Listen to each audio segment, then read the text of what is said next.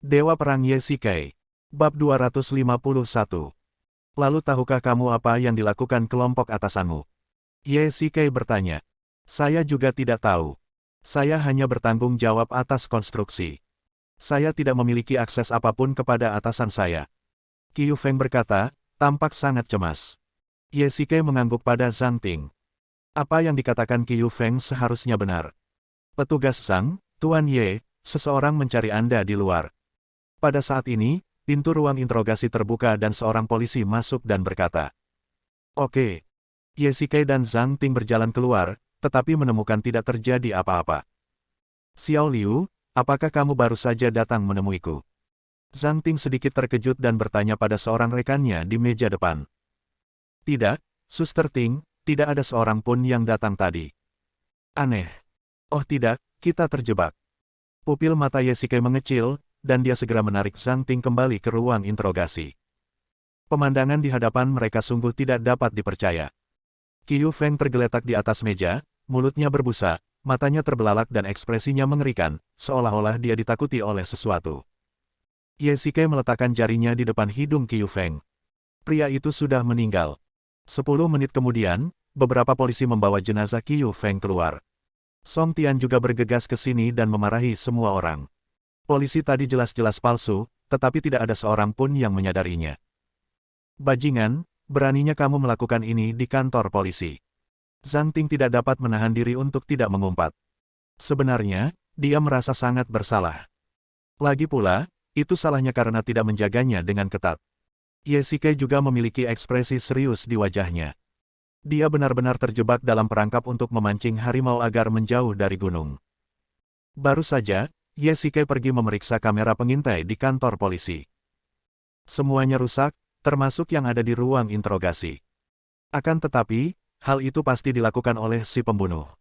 "Tuan Ye, bagaimana Qiu Feng meninggal?" Tianjing yang mendengar berita itu segera bergegas menghampiri. "Saya dibungkam. Ini salah saya karena ceroboh." Ye Shikai menghisap rokoknya dalam-dalam dan tidak dapat menahan diri untuk menyalahkan dirinya sendiri. Qiu Feng pasti punya rahasia yang tidak bisa dia ceritakan. Apa yang harus kita lakukan sekarang? Petunjuknya rusak lagi. "Tidak, ayo kita ke Cheng Yang Group sekarang." Untungnya, ini masih ada di sini. Ye Shikai perlahan mengeluarkan pena dari kerahnya. Ini adalah perekam. Berdasarkan apa yang terjadi tadi, orang-orang dari grup Cheng Yang pasti terlibat juga. Baiklah, aku akan segera membiarkan Jingxi dan yang lainnya menyegel grup Cheng Yang. Sementara Tianjing berbicara, dia menekan nomor Jingxi.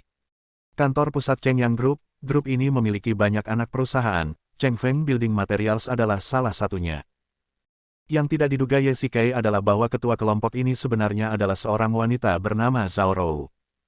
"Tuan polisi, bolehkah saya bertanya apa yang membawa Anda ke sini untuk menemui saya?" Zhao Rou berkata dengan tenang sambil menghisap rokok wanita dengan elegan, tanpa rasa takut di wajahnya. "Nona Zhao, perusahaan bahan bangunan Cheng Feng Anda diduga menjual bahan bangunan berkualitas rendah yang menyebabkan kecelakaan jembatan Huatong. Sekarang saya ingin menangkap Anda." Zhang Ting berkata, "Adik kecil, apa kau bercanda? Kau seharusnya pergi menemui manajer perusahaan. Mengapa kau mencariku?" Zhao Rou berkata dengan tidak setuju. Manajer perusahaan bahan bangunan Cheng Feng, Qiu Feng bersaksi bahwa atasannya lah yang memintanya untuk melakukannya. Ye Shikai menyalakan perekam dan memutar percakapan dengan Qiu Feng. Orang-orang yang hadir juga mulai membicarakannya. "Lucu sekali, ini jelas-jelas fitnah. Bisakah polisi menangkap orang hanya karena ini?" Zhao Rou tidak segugup yang diduga, tetapi hanya tersenyum menghina, seolah dia tidak peduli. "Kamu bilang dia bersaksi melawanku, tapi bagaimana dengan Qiu Feng? Dia sudah meninggal." Ye Shikai berkata dingin, menatap Zhao Rou dengan tatapan tajam. "Anda menangkap saya berdasarkan perkataan orang yang sudah meninggal. Percaya atau tidak, saya akan menuntut polisi Anda atas pencemaran nama baik." Zhao Rou berteriak keras.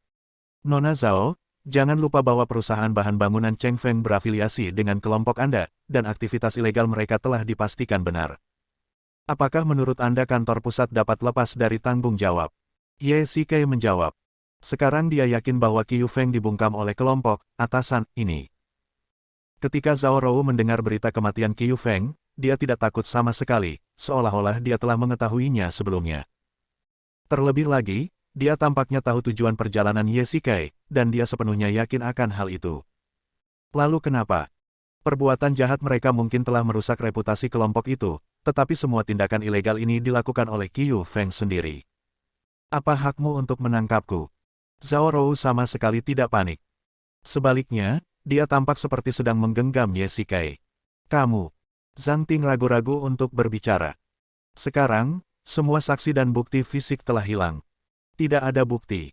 Selama Zhao Rou menolak mengakuinya, tidak ada cara untuk menyentuhnya. Baiklah, kalau begitu kita ucapkan selamat tinggal hari ini. Ye Shikai menarik Zhang Ting, yang agak tidak mau, dan meninggalkan grup Chengyang.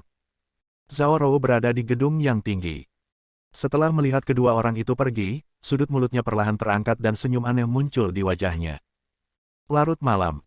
Zhao Rou duduk di dalam mobil mewah dan perlahan melaju ke sebuah kawasan industri. Mengenakan sepasang sepatu hak tinggi hitam, Zhao Rou, ditemani 4 pengawal, berjalan langsung ke dalam sebuah gedung. Tuan Zhao, Anda di sini. Seorang pria dengan pakaian pelindung kimia berjalan mendekat dan berkata dengan hormat. Aku akan ganti baju dulu, ajak aku lihat hasilnya. Zhao Rou berkata dengan dingin. Baiklah, silakan lewat sini. Zhao Rou datang ke ruang ganti dan segera berganti pakaian pelindung kimia. Dipimpin oleh pria sebelumnya, dia datang ke sebuah laboratorium.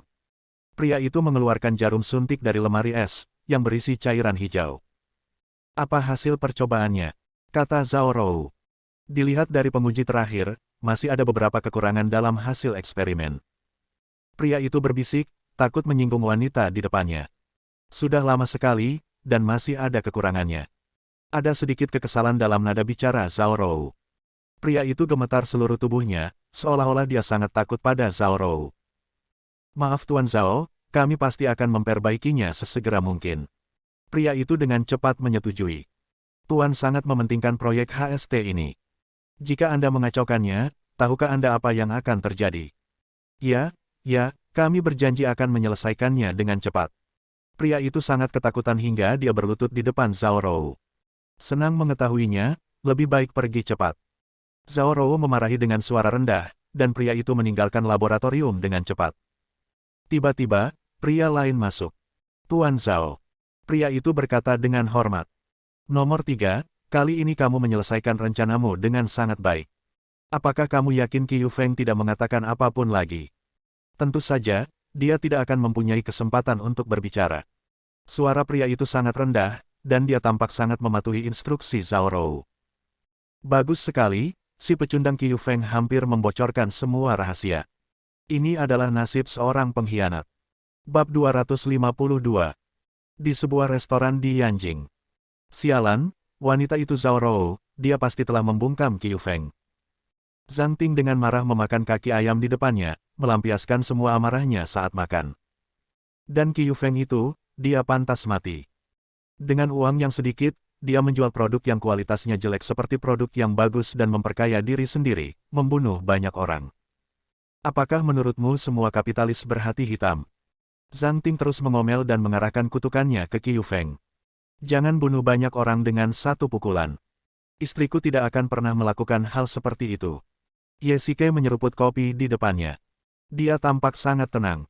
Sebenarnya dia sudah menduga bahwa akan percuma saja pergi mencari Zhao Rou. Karena pihak lain berani membunuh orang, dia pasti sudah membuat persiapan yang cukup. Apa yang harus kita lakukan sekarang? Zhang Ting merasa sedikit kecewa. Lihat ini. Ye Shikai mengeluarkan dokumen dari belakang dan menyerahkannya kepada Zhang Ting. Ini adalah struktur spesifik Chengyang Group, yang memiliki lebih dari selusin anak perusahaan dan banyak pabrik. Mengapa kamu menunjukkan ini kepadaku? Zhang Ting sedikit bingung. Ada sesuatu yang mencurigakan terjadi di kantor pusat kelompok, dan berapa banyak orang di bawah yang bersih. Ye Shikai menunjukkan senyuman penuh arti. Yanjing, di dalam klub mewah. Dua wanita duduk di ujung berlawanan dari sebuah meja bundar. Salah seorang dari mereka mengetuk-ngetukkan jarinya di atas meja, menghasilkan suara berirama. Nona Luo, ada apa denganmu yang mencariku hari ini? Zhao Rou menyesap anggur merah di depannya, dengan ekspresi jijik di wajahnya. Nona Zhao, Anda telah menjadi ketua Chengyang Group di usia yang masih muda. Tentu saja saya berharap dapat menemukan peluang kerjasama. Ada dua wanita, satu adalah Zhao Rou, dan lainnya adalah Luo Xiki. Nona Luo, Anda bercanda. Anda adalah salah satu tokoh paling terkenal di Yanjing, dan juga sangat cantik di Yanjing. Beraninya saya dibandingkan dengan Anda. Zhao Rou menunjukkan senyum puas. Haha, aku setahun lebih tua dari Nona Zhao. Bagaimana kalau kita panggil satu sama lain dengan sebutan saudara perempuan? Bagaimana menurutmu? Luo Xiki mengangkat gelasnya dan mengetukkannya pelan ke arah Zhao Rou. Kakak, tentu saja aku tidak akan menolak kebaikanmu. Zhao Rou tersenyum tipis setelah mendengar ini. Akhir-akhir ini, kasus Motman menyebar seperti api di kota. Aku ingin tahu apa pendapatmu tentang ini, saudari. Mata Luo Xiki menatap wajah Zhao Rou dari waktu ke waktu, mencoba menemukan kekurangannya. Kakak, aku seorang pengusaha. Aku tidak tertarik dengan rumor-rumor itu. Zhao Rou menghindari topik itu. Kakak, mari kita bicara tentang bisnis. Yah, kudengar perusahaan milik adikku menjual produk yang kualitasnya jelek seperti produk yang bagus, yang menyebabkan kecelakaan di jembatan Huatong, dan orang yang bertanggung jawab bahkan bunuh diri karena takut dihukum. Aku jadi bertanya-tanya apakah ini benar. Luo Xiki mengganti topik pembicaraan dan bertanya. Sayangnya, adikku mempekerjakan orang yang salah, dan bunuh diri Qiu Feng tidak dapat menyelamatkan nyawa mereka. Aku harap kamu bisa mengerti. Ekspresi sedih muncul di wajah Zhao Rou. Tentu saja aku percaya padamu, saudariku. Luo Xiki berkata dengan ekspresi tegas, lalu berkata ringan, saya dengar Anda punya proyek pabrik biologis. Saya ingin tahu apakah Anda bersedia membagi sebagiannya dengan saya. Ini. Kakak, kamu tidak tahu, Dewan Direksi sangat mementingkan proyek ini. Aku hanya takut. Seseorang akan bergosip di belakangku. Ketika Zhao Rou mendengar ini, jari-jarinya sedikit gemetar. Benarkah? Kudengar adikmu memegang kendali penuh di perusahaan, dan ada orang yang menentangnya. Ada sedikit nada sarkasme dalam kata-kata Luo Xiki. Jika kita berbicara tentang sebuah perusahaan di mana satu orang memiliki keputusan akhir, maka di seluruh Yanjing, siapa yang dapat dibandingkan dengan saudara perempuan saya? Zhao Rou bermaksud sesuatu. Luo Xiki bukan orang bodoh, tentu saja dia bisa mendengarnya. Bagaimana mungkin Zhao Rou tidak mengetahui identitas Luo Xiki? Dia adalah ratu dunia bawah tanah di Yanjing, dan siapa yang berani membantahnya? Haha, adikku memang pandai bicara. Akhir-akhir ini, adikku harus lebih memperhatikan keselamatan. Siapa tahu kalau manusia ngengat akan muncul. Tentu saja, kau juga, saudariku. Oh, maaf. Aku lupa bahwa kau memiliki sekelompok penjahat yang nekat di bawah komandomu. Bagaimana mungkin aku tidak menjamin keselamatanmu? Ketegangan antara keduanya menjadi semakin intens. Ciri khas adu mulut wanita adalah meski dalam hati ingin saling mencabik, di permukaan mereka tampak dekat bak keluarga. Saya mendengar bahwa adik perempuan saya baru-baru ini dibunuh di klub. Apakah ada kekacauan di antara bawahannya? Zhao Rou berkata ringan, jelas mengetahui tentang pengkhianatan Cheng Yi terakhir kali. Untunglah, orang yang bisa menyakitiku belum lahir. Kakak, kamu juga harus berhati-hati. Ada begitu banyak perusahaan dan pabrik di bawah kendalimu. Jangan biarkan siapapun memanfaatkanmu. Menghadapi lidah tajam Zhao Rou, Luo Xiki menggunakan metodenya sendiri untuk melawan. Tentu saja, adikku masih ada urusan lain yang harus dilakukan, jadi aku pamit dulu. Zhao Rou meminum anggur merah di gelas. Wajahnya memerah, tidak yakin apakah itu karena anggur atau karena kemarahannya. Setelah Zhao Rou pergi, Luo Xiki menghela nafas pelan. Pada saat ini, layar di belakangnya tiba-tiba terbuka. Ada apa? Kamu marah? Ye Xikei berjalan keluar dari balik layar, dengan lembut meletakkan tangannya di bahu Luo Xiki, dan mengusap pelipisnya. Berbicara dengan wanita seperti ini sungguh menyiksa. Luo Xiki berkata ringan, tampak sedikit lelah. Percakapan di meja perundingan bisnis memang menyayat hati. Ye Xikei sangat setuju. Wanita seperti Zhao Rou bagaikan ular berbisa. Jika Anda tidak berhati-hati, Anda akan digigit. Sekarang pikirkanlah, Su Qingyu masih sangat muda, tetapi dia telah mengelola Tianya Group dengan sangat baik.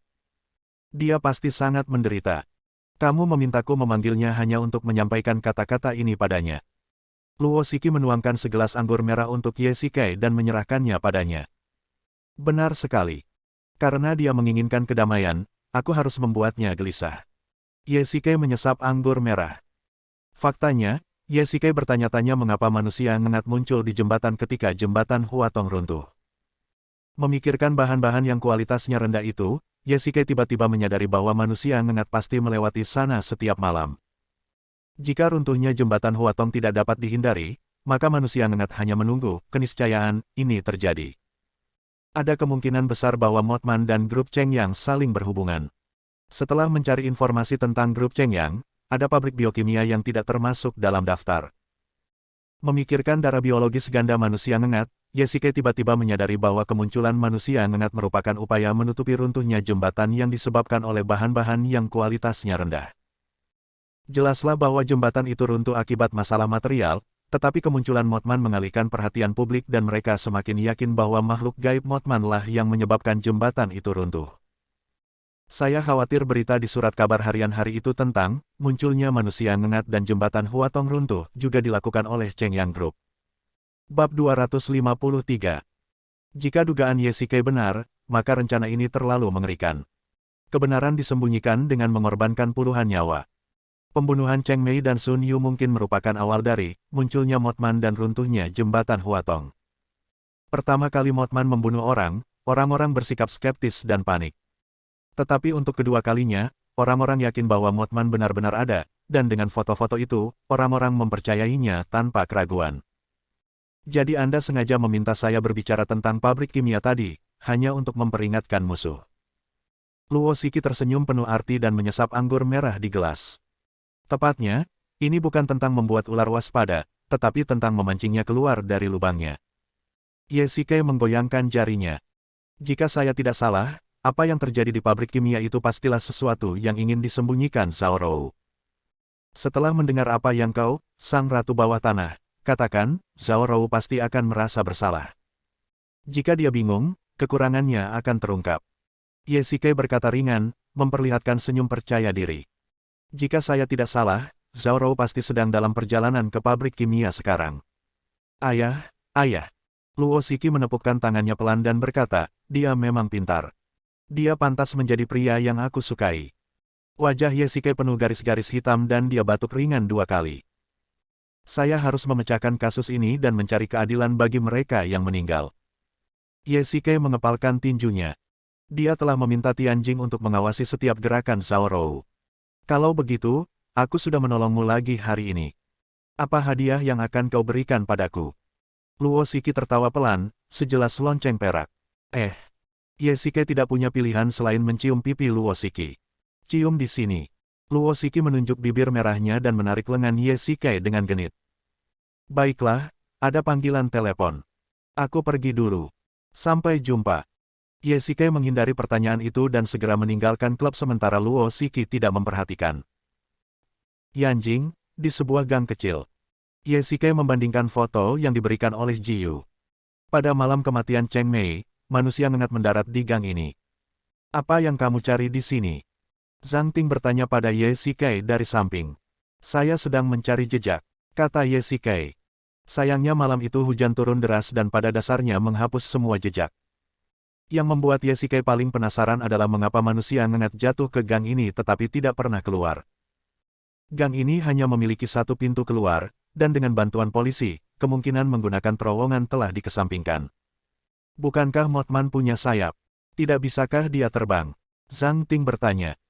Tetapi aku tidak melihatnya terbang dari sini, dan menurut dugaanku, manusia ngengat meninggalkan tempat ini dalam wujud manusia. Ye Shikai berkata dengan marah, manusia tidak bisa terbang. Cek, mungkin tebakanmu salah. Zhang Ting mendengus dingin dan memutar matanya ke arah Ye Shikai, kau benar-benar seorang yang egois dan merasa benar sendiri. Jika dia manusia, bagaimana dia bisa keluar kalau tidak dengan berjalan keluar?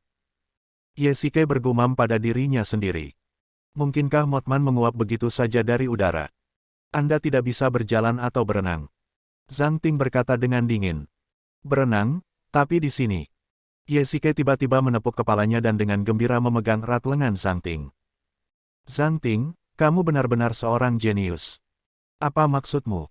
Zhang Ting sedikit bingung. Di sebuah pabrik kimia di Yanjing.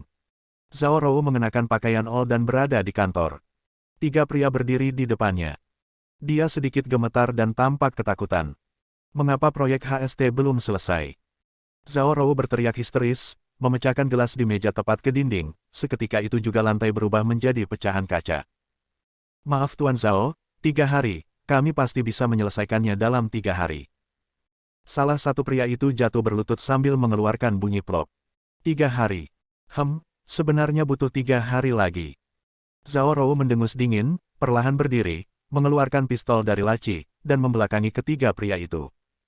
Ledakan. Tiba-tiba terdengar suara tembakan dan seorang laki-laki terjatuh dengan darah mengucur dari mulutnya. Dia berjuang dengan lemah. Zhao Rou perlahan berbalik dan berjalan mendekati pria itu. Ledakan. Suara tembakan kembali terdengar. Kali ini Zhao Rou membidik dan menembak kepala pria itu tanpa ragu-ragu, tanpa sedikit pun emosi di wajahnya. Bawa mayatnya keluar. Tepat saat Zhao Rou selesai berbicara, 2 pengawal masuk dari luar pintu dan membawa mayat itu keluar. Adapun 2 orang lainnya, mereka begitu ketakutan hingga berlutut di tanah, seluruh tubuh mereka gemetar. Kalian berdua sangat beruntung, peluru tadi tidak mengenai kalian. Zhao Rou kembali ke kursi bos, menyilangkan tangannya, dan menatap kedua pria di depannya dengan dingin. Aku memberimu waktu 2 hari untuk menyelesaikan tugas itu, mengerti? Zhao Rou berkata dengan dingin. Dimengerti, dimengerti. Kedua pria itu merasa seolah-olah telah diampuni, diam-diam bersukacita, cepat-cepat menanggapi dan menyetujui, lalu segera meninggalkan kantor. Nomor 3, masuk. Setelah keduanya pergi, Zhao Rou mengusap pelipisnya dan berbicara ke telepon ekstensi di atas meja. Guru, Anda mencari saya. Seorang pria masuk dari jendela dan berdiri dengan hormat di depan Zhao Rou. Aku tidak tahu dari mana wanita bernama Luo Shiki itu mendapatkan informasi itu. Pergi dan awasi dia. Zhao Rou menyalakan sebatang rokok dan menarik napas dalam-dalam. Ya, guru. Lalu, siapa yang ada di sana saat itu? Zhao Rou berkata di tengah jalan, lalu tiba-tiba menoleh, mengambil pistol, dan melepaskan tembakan keluar jendela. Ledakan. Kaca di luar jendela pecah berkeping-keping dan bayangan hitam terbang keluar dari jendela. Guru, saya akan pergi melihatnya. Begitu 3 selesai berbicara, dia berubah menjadi bayangan hitam dan terbang keluar jendela. Berhenti, siapa kamu? Pria bernama 3 mengejar bayangan hitam di depannya. Tidak jauh dari bangunan itu, bayangan hitam berhenti di tanah. Saya tidak berencana untuk melarikan diri sama sekali. Bayangan hitam itu perlahan berbalik, mengenakan jubah putih, dan wajah tampannya tampak sedikit pucat. Siapa kamu? Ekspresi nomor 3 agak berat. Dia merasakan aura pembunuh yang kuat dari orang di depannya. Malam itu panjang, malam pun tiba, mimpi buruk pun datang, dan orang mati pun berduka. Pria itu berbisik, kamu, mimpi buruk. Setelah mengucapkan 12 kata itu, 3 tiba-tiba mundur selangkah, keterkejutannya tak terlukiskan. Kamu punya akal sehat. Mimpi buruk melepaskan cadarnya, membuka lengannya, dan langsung menggenggam 2 tombak tangan hitam di tangannya. Tidak banyak orang di negara ini yang mengenalku. Apa yang kamu lakukan di sini? Aku tidak ingat kapan aku menyinggungmu. 3 tampaknya sedikit takut dengan kekuatan Nightmare. Dia mengeluarkan sebilah pisau pendek dari tangannya dan memegangnya erat-erat di tangannya. Tapi kau telah menyinggung Hades. Begitu Nightmare selesai berbicara, dia berubah menjadi cahaya putih dan menerkam ke arah 3. Bab 254. Saat itu malam sedang gelap dan taman biokimia itu benar-benar gelap dengan penjaga keamanan di mana-mana. Tiba-tiba, 5 bayangan gelap menyerbu dari sudut dan dengan cepat bergerak menuju bangunan utama. Berhenti. Pria di depan tiba-tiba berhenti, melambaikan tangannya, dan memberi isyarat kepada 4 orang di belakangnya untuk jongkok di tempat mereka berada. Detik berikutnya, cahaya putih melintas melewati mereka, hanya beberapa meter dari kelima orang itu. Semuanya, hati-hati. Ada banyak kamera di sini. Pria itu melepas topengnya, dan ternyata itu adalah Ye Shikai. 4 orang di belakangnya adalah Tianjing, Jingxi, Shen Wu dan Feng Huang. Kelima orang itu menggunakan kekuatan batin dan langkah cepat mereka untuk bergerak bebas di antara banyaknya penyelidikan. Shen Wu, Feng Huang, Jingxi, pergilah ke pangkalan produksi di sebelah kiri dan temukan data penelitian mereka. Berhati-hatilah. Tianjing berkata kepada 3 orang di belakangnya. Ya. Ketiganya mengangguk, lalu menghilang dalam kegelapan dalam sekejap mata. Ayo pergi.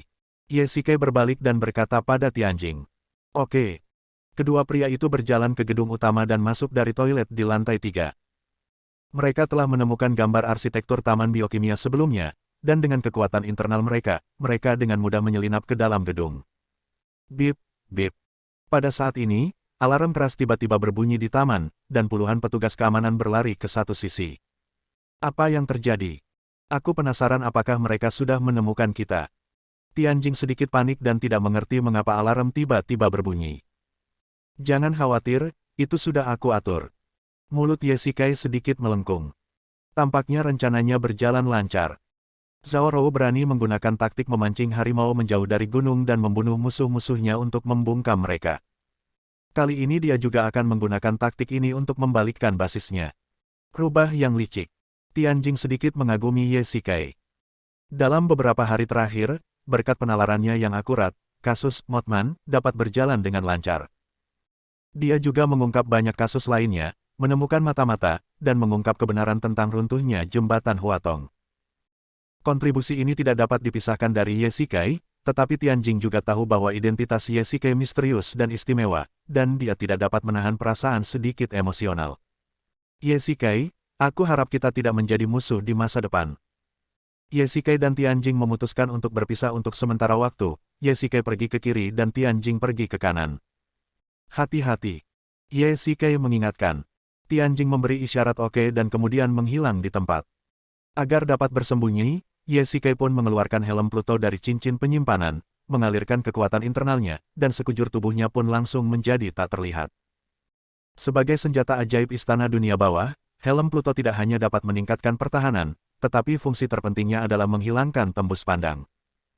Dalam mode tak terlihat, Yesikai berjalan dengan angkuh melewati para penjaga keamanan. Tiba-tiba, suara yang familiar terdengar di telinga Yesikai. Sekretaris Chen, tolong serahkan dokumen ini ke bagian administrasi, dan beritahu bagian keamanan untuk menangkap penyusup itu. Sekretaris Lin, tolong bawa saya melihat hasil eksperimennya. Yesikai melihat 3 wanita tidak jauh darinya, satu adalah Zhao Rou, dan 2 lainnya tampak seperti sekretaris wanitanya. Yesikai punya firasat bahwa hasil eksperimen itu mungkin merupakan konspirasi terakhir, jadi dia dengan tegas mengikuti Zhao Rou, melewati beberapa sudut. Zhao Rou berhenti di depan pintu lift. Sekretaris di sampingnya membuka lift. Yesikai tidak berani tertinggal dan segera mengikutinya. Karena lantai lift berbeda dengan di luar, dan Yesikai sedikit cemas, dia tidak sengaja menginjaknya dan membuat suara keras. Sekretaris Lin, apakah Anda mendengar suara itu? Telinga Zhao Rou bergerak-gerak, seolah dia mendengar sesuatu. Tidak, Tuan Zhao, Anda mungkin kurang istirahat. Sekretaris Lin melihat sekeliling. Tempat itu kosong dan tidak ada seorang pun di sana. Dia hanya menggelengkan kepalanya. Faktanya, Yesikai hanya berjarak 1 meter dari mereka. Di dalam lift sempit itu, mereka hampir bersentuhan dekat. Zhao Rou melihat dengan saksama ke dalam lift, dan Yesikai segera menahan napas. Meskipun ia dapat menjadi tidak terlihat, suara napasnya tidak dapat disembunyikan. Bahkan Yesikai, yang memiliki kualitas psikologis yang sangat kuat, merasakan jantungnya berdebar-debar. Jarak terjauh di dunia adalah ketika seseorang berada tepat di depan Anda tetapi Anda tidak dapat melihatnya. Lift itu bergerak sangat cepat, tetapi tidak ke atas, melainkan ke bawah tanah. Itu sangat dalam, 6 lantai. Yang paling penting, lantai bawah tanah ini tidak ditandai pada gambar bangunan, yang berarti bahwa lantai ini dibangun secara rahasia. Lift berhenti di lantai bawah tanah kelima. Begitu pintu terbuka, Yesikai melangkah dan segera meninggalkan lift. Zhao Rou dan Sekretaris Lin mengikuti dari dekat. Yesikai tercengang saat melihat pemandangan di depannya. Betapa besarnya pusat penelitian biokimia dengan ikon-ikon bahaya biologis di mana-mana, persis seperti adegan dalam film. Ada ratusan peneliti dengan pakaian pelindung kimia, bahan kimia berwarna-warni, dan instrumen eksperimen yang tak terhitung jumlahnya. Zhao Rou dan Sekretaris Lin datang ke ruang ganti dan mengenakan pakaian pelindung kimia. Yesikai mengedarkan energi internalnya dan memadatkan penghalang di sekelilingnya untuk menghalau gas kimia, lalu perlahan mengikuti mereka masuk. Dr. Li, apa hasil penelitiannya? Zhao Rou berjalan ke arah seorang pria dan berkata dengan ringan. Selamat, Tuan Zhao. Obat HST yang seharusnya selesai dalam waktu 2 hari kini telah dikembangkan lebih cepat dari jadwal. Kata dokter. Li sambil menyerahkan kepada Zhao Rou sebuah kotak yang berisi jarum suntik berisi obat berwarna hijau tua. Benarkah? Tidak akan ada masalah. Zhao Rou menatap ramuan hijau tua itu, matanya berkedip-kedip karena kegembiraan yang tak terkendali. Jika terjadi kesalahan, Anda tahu konsekuensinya. Zhao Rou menempelkan tangannya ke lehernya dan membuat gerakan menyeka lehernya. Tentu saja, saya dapat memastikan kestabilan obatnya. Kata Dr. Li cepat. Dia tahu metode wanita di depannya dan takut sudah terlambat dan dia akan kehilangan nyawanya. Itu akan menjadi yang terbaik. Zhao Rou memasukkan ramuan itu ke dalam sakunya, berjalan ke mikrofon, dan berkata dengan tenang, semuanya, silakan letakkan hasil kerja kalian. Terima kasih atas usaha kalian dalam percobaan ini. Silakan tunggu di sini sebentar. Saya akan memberikan bonus kepada semua orang sebagai hadiah. Begitu dia selesai berbicara, ratusan orang di bawahnya bertepuk tangan. Ye Shikai memperhatikan bahwa obat HST yang disebutkan orang-orang tadi adalah sesuatu yang penting. Pasti sesuatu yang luar biasa, kalau tidak Zhao Rou tidak akan menggunakan metode yang mengancam nyawa untuk mengintimidasi dokter. Li. Zhao Rou dan Sekretaris Lin di sampingnya berjalan keluar dari laboratorium dan melepas pakaian pelindung kimia mereka. Ye Shikai tidak berani menunda dan segera mengikuti mereka. Sekretaris Lin, eksekusi mereka semua. Perkataan Zhao Rou sungguh mengejutkan. Setelah mendengar ini, Ye Shikai merasakan hawa dingin di punggungnya. Eksekusi semuanya. Ada ratusan orang di dalam. Sekretaris wanita di sebelah Zhao Rou tidak bereaksi di wajahnya. Dia mengangguk sedikit. Perkataan Zhao Rou bagaikan dekret kekaisaran baginya. Tangani dengan bersih. Proyek HST tidak boleh diketahui dunia luar. Zhao Rou mendekatkan mulutnya ke telinga sekretaris wanita itu dan berkata dengan lembut. Bab 255. Setelah Zhao Rou selesai berbicara dengan sekretaris Lin, dia pergi sendirian. Meskipun Ye Shikai ingin menangkap Zhao Rou secara langsung dan memaksanya untuk memberitahunya tentang obat itu, ketika dia memikirkan pembantaian yang akan segera terjadi di laboratorium di belakangnya, Ye Shikai harus mengertakkan gigi dan menyerah. Dia akan melunasi hutangnya kepada Zhao Rou setelah menyelamatkan orang-orang. Sekretaris Lin mengeluarkan telepon genggam dari sakunya, menekan sebuah nomor, dan saat dia hendak berbicara, Ye Shikai memukulnya dari belakang dan membuatnya pingsan. Ye Shikai melepas helm Plutonya dan segera bergegas masuk ke laboratorium. Ya ampun, siapa ini dan bagaimana dia bisa masuk? Semua orang menunjukkan ekspresi terkejut, terutama Ye Shikai, yang bahkan tidak mengenakan pakaian pelindung kimia, tetapi dia memiliki perisai energi untuk melindungi tubuhnya yang dapat mengisolasi gas kimia. Mengapa dia bahkan tidak mengenakan pakaian pelindung kimia? Apakah dia ingin hidup? Orang lain menimpali. Ye Shikai menemukan lelaki tadi, meraih tangannya, dan berkata dengan cemas, Dr. Li, kalian semua, tolong segera pergi dari sini bersamaku. Begitu kata-kata itu terucap, langsung terjadi keributan dan diskusi di antara orang banyak. Orang ini gila. Dia datang tanpa pakaian pelindung kimia. Di mana petugas keamanan? Cepat keluarkan dia.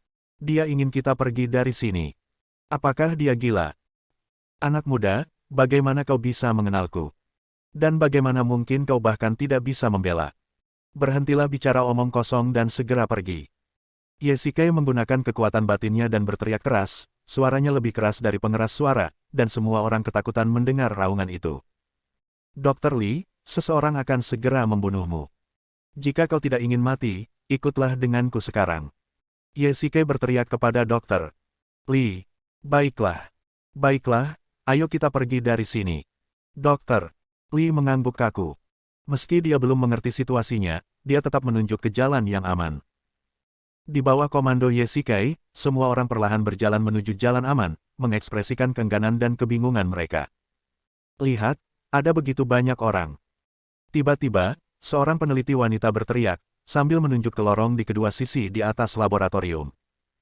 Tiba-tiba, puluhan pria bersenjata lengkap bergegas keluar, masing-masing memegang senapan otomatis. Semua orang mendongak dan menatap orang-orang bersenjata di atas dengan bingung. Dr. Li merasakan firasat buruk dalam hatinya. Bidik dan tembak. Tiba-tiba para lelaki bersenjata itu mengarahkan senjata api hitam mereka ke arah orang-orang di bawah dan mulai menembaki tanpa ragu-ragu. Dentuman, dentum, dentum. Puluhan orang di kedua belah pihak dengan cepat membentuk dua baku tembak. Semua orang di bawah tercengang melihat pemandangan ini. Untuk sesaat, satu-satunya suara yang terdengar hanyalah suara tembakan, jeritan, dan ratapan. Berlari. Ye Shikai meraung. Saat suara tembakan terdengar, lebih dari selusin orang langsung terjatuh ke dalam genangan darah, penuh dengan peluru. Semua orang bergegas dengan panik menuju jalan aman. Yesike membuka lengannya dan melepaskan perisai energi besar untuk memblokir serangan peluru. RPG. Yesike berteriak keras. Roket dari kedua sisi jatuh dari atas. Yesike dengan cepat mengedarkan energi internalnya dan menghentikan kedua roket itu. Mereka tetap stabil di udara. Yesike mengutuk Zhao dalam hati karena begitu kejamnya hingga menggunakan senjata berkekuatan tinggi untuk melakukan pembantaian. Berikan padaku, dan kembali. Yesike mengayunkan lengannya dengan keras, dan sejumlah besar energi mengayunkan peluncur roket itu menjauh dan menghantamnya kembali. Setelah ledakan keras, beberapa pria bersenjata jatuh langsung dari atas, sehingga mereka pun bisa merasakan kekuatan peluncur roket tersebut. Yesike tidak dalam suasana hati yang gembira. Dia harus bertahan sampai orang terakhir memasuki jalan aman. Tiba-tiba, Yesike mendengar suara benda logam berguling di tanah. Dia melihat ke bawah dan melihat beberapa granat. Yesike mengumpat dalam hati, menarik orang terakhir dan masuk ke lorong pengaman, lalu segera mengunci pintu pengaman. Ledakan. Granat itu meledak, dan embusan angin yang besar langsung menjatuhkan beberapa orang di dalam pintu darurat. Yesike membantu yang terluka dan tidak punya waktu untuk bersyukur karena selamat dari bencana. Semuanya, larilah ke depan, jangan berhenti. Yesike berteriak keras, dan semua orang berlari seperti atlet profesional. Lagi pula, mereka berlari demi keselamatan mereka, dan naluri untuk bertahan hidup merangsang potensi mereka. Semua orang bersembunyi di rumah aman di depan. Saat Yesike masuk, Dr. Lee segera mengeluarkan sebuah kartu, menggesernya ke monitor beberapa kali, lalu pintu logam itu perlahan tertutup. Terima kasih, anak muda. Semua orang masih shock dan berjongkok di tanah sambil terengah-engah. Beberapa wanita bahkan menangis ketakutan. Dr. Lee tersadar, memegang tangan Yesike dan berkata bahwa jika bukan karena dia, semua orang akan mati tragis di bawah todongan senjata. Dr. Lee, tolong beritahu saya apa proyek percobaan HST itu. Yesike bertanya dengan tergesa-gesa. Dokter Lee memandang rekan-rekannya yang masih dalam keadaan syok, beberapa di antara mereka bahkan telah ditembak dan berada dalam bahaya. Dia mendesah dalam-dalam dan mengangguk. Nama saya Li Hua, seorang ahli biologi terkenal di Tiongkok. Mereka adalah murid-murid dan anggota tim saya. Proyek utama saya adalah mempelajari bidang kombinasi multigen. Belum lama ini, saya diundang oleh Zhao Rou, ketua Chengyang Group, untuk datang ke sini guna meneliti sebuah proyek. Mereka menjanjikan perlakuan yang baik, dan kebetulan tim saya mengalami kesulitan keuangan saat itu, jadi saya. Li Hua tercekat saat mengatakan ini. Tim saya dan saya datang ke sini untuk bekerja dan mengetahui bahwa proyek mereka adalah menggabungkan gen ngengat dan manusia, tetapi hal ini dilarang keras. Saya pun berdebat dengan mereka, dan hasilnya. Apa hasilnya? Yesike bertanya dengan lembut. Akibatnya, mereka menembak dan membunuh wakil saya tepat di depan saya. Ketika Li Hua mengatakan ini, dia menangis. Pada saat yang sama, mereka juga menggunakan tahanan rumah untuk memaksa tim saya bekerja. Mereka meminta saya untuk menyembunyikan masalah wakil saya dari tim. Saya telah berencana untuk bekerja untuk mereka saat itu, jika tidak, banyak orang di tim saya akan meninggal secara tragis. Tapi aku tidak menyangka bahwa setelah percobaan itu berhasil, mereka ternyata adalah segerombolan binatang buas. Li Hua menangis terseduh-seduh. Yesike juga membenci orang-orang ini. Dia benar-benar menyesal tidak menangkap Zhao Rou saat itu. Mereka mempelajari hal-hal kejam tersebut dan membunuh orang untuk membungkam mereka. Hal-hal seperti ini pantas dihukum mati. Anak muda, saya pikir Anda dari kepolisian. Saya mohon Anda untuk melindungi murid-murid saya. Yang mengejutkan Yesike, Li Hua berlutut di depan Yesike sambil menjatuhkan diri. Ini semua salahku. Aku yang membawa mereka ke sarang serigala ini. Tolong bawa mereka keluar dengan aman. Suara Li Hua hampir terdengar memohon. Orang-orang di sekitarnya mulai menangis. Yesike juga merasakan ada yang mengganjal di tenggorokannya dan mencengkeram Li Hua. Dr. Lee, jangan khawatir, saya pasti akan melindungi keselamatan Anda. Yesike mengangguk dengan tegas. Bersambung.